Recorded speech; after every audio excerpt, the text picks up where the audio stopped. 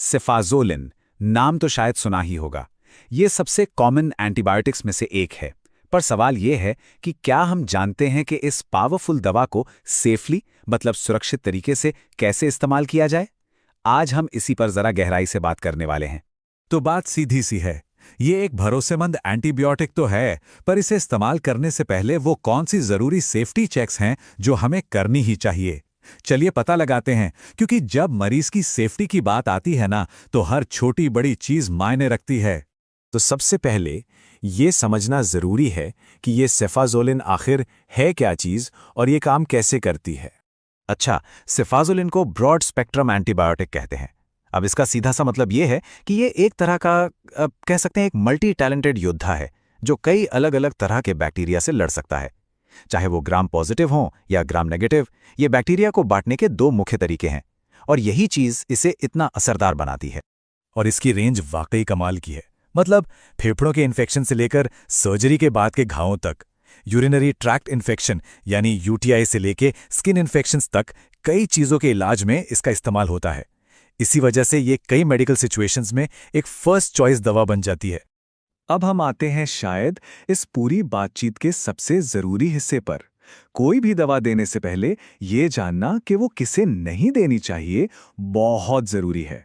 ये एक ऐसा सेफ्टी चेक है जिसे हम नजरअंदाज करने का सोच भी नहीं सकते। तो ये 4 स्टेप सेफ्टी चेक बहुत ही क्रिटिकल है। पहला, सेफालोस्पोरिन से एलर्जी की जांच करें। दूसरा, पेनिसिलिन से एलर्जी की भी जांच करें, क्योंकि इन दोनों के बीच एक कनेक्शन हो सकता है जिसे क्रॉस रिएक्टिविटी कहते हैं। तीसरा, किडनी फंक्शन कैसा है ये पक्का करें। अगर किडनी ठीक से काम नहीं कर रही है तो ये दवा खतरनाक साबित हो सकती है। और चौथा, मरीज की उम्र कंफर्म करें। ये 1 महीने से छोटे बच्चों को नहीं दी जाती। ठीक है, दवा तो दे दी, पर काम यहीं खत्म नहीं होता। दवा देने के बाद मरीज को मॉनिटर करना, मतलब उन पर नजर रखना भी उतना ही जरूरी है। तो चलिए देखते हैं कि हमें किन किन चीजों पर ध्यान देना होता है। एक सबसे बड़ी चिंता होती है नेफ्रोटॉक्सिसिटी। आसान भाषा में कहें तो किडनी को नुकसान पहुंचने का खतरा। ये सेफाज़ोलिन का एक सीरियस साइड इफेक्ट हो सकता है, इसलिए इस पर हमें बहुत पैनी नजर रखनी पड़ती है। तो सवाल यह है कि इसे पहचानेंगे कैसे। 2 मेन वार्निंग साइन है। एक तो यूरिन आउटपुट का कम हो जाना और दूसरा ब्लड में कुछ वेस्ट प्रोडक्ट्स, खासकर BUN और क्रिएटिनिन का लेवल बढ़ जाना। ये सीधे सीधे किडनी पर पड़ रहे स्ट्रेस का इशारा है और इन्हें कभी भी इग्नोर नहीं करना चाहिए। अच्छा, इन शारीरिक संकेतों के अलावा जो लैब टेस्ट होते हैं ना, वो भी मरीज की हेल्थ की एक पूरी तस्वीर हमारे सामने रखते हैं। ट्रीटमेंट के दौरान कुछ खास ब्लड टेस्ट्स पर नजर रखना बहुत जरूरी हो जाता है, जैसे कि AST और ALT जो लिवर एंजाइम्स हैं इनके लेवल पर, साथ ही हीमोग्लोबिन और एल्कलाइन फॉस्फेट के लेवल पर भी। ये टेस्ट हमें बताते हैं कि बॉडी दवा पर कैसा रिएक्ट कर रही है और कहीं कोई अंदरूनी दिक्कत तो नहीं हो रही। तो ये तो हुई लैब रिजल्ट्स की बात, पर इनके अलावा और कौन सी चीजें हैं जिन पर हमें बारीकी से नजर रखनी होती है। हमें एक ओवरऑल पिक्चर देखनी होती है।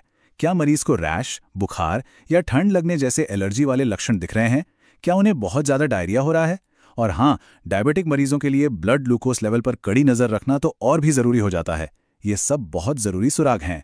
चलिए अब आगे बढ़ते हैं और बात करते हैं इस दवा के पॉसिबल साइड इफेक्ट्स की, मतलब इसके क्या क्या दुष्प्रभाव हो सकते हैं। कुछ कॉमन साइड इफेक्ट्स में पेट में गड़बड़ी, एलर्जिक रिएक्शन और कभी-कभी दौरे पड़ना भी शामिल हो सकता है। कैंडिडोसिस यानी एक तरह का फंगल इन्फेक्शन, ये भी एक पॉसिबल साइड इफेक्ट है जिस पर ध्यान देना जरूरी है।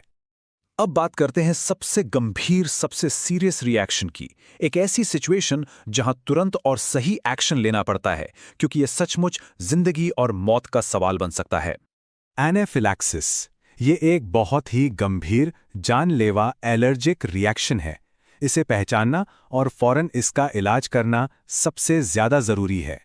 ऐसी इमरजेंसी में ट्रीटमेंट का प्रोटोकॉल बिल्कुल साफ है। सबसे पहले एपिनेफ्रीन दिया जाता है, जिसे एड्रेनालिन भी कहते हैं। उसके बाद एंटीहिस्टामाइन्स, और अगर जरूरत पड़े तो मरीज को होश में लाने के लिए जो भी सपोर्ट चाहिए वो दिया जाता है। इन स्टेप्स का सही ऑर्डर और सही टाइमिंग ही जान बचा सकती है। तो आखिर में ये सब हमें एक बहुत जरूरी सवाल पर लाकर खड़ा कर देता है। सेफाज़ोलिन जैसी दवाएं बहुत पावरफुल हैं, इसमें कोई शक नहीं, लेकिन इतनी बड़ी शक्ति के साथ उतनी ही बड़ी जिम्मेदारी भी आती है। तो असली सवाल ये है, क्या हम वाकई उन छोटे छोटे संकेतों को सुन रहे हैं जो मरीज का शरीर हमें बताने की कोशिश कर रहा है? मित्रों, यह वीडियो देखने के बाद आपको इस दवा के बारे में तो पता चल ही चुका होगा, लेकिन कृपया बिना डॉक्टर की सलाह के दवा का सेवन न करें। वीडियो अच्छा लगे तो लाइक करें, शेयर करें और चैनल को सब्सक्राइब करें ताकि ये जानकारी किसी और को भी मिल सके। धन्यवाद।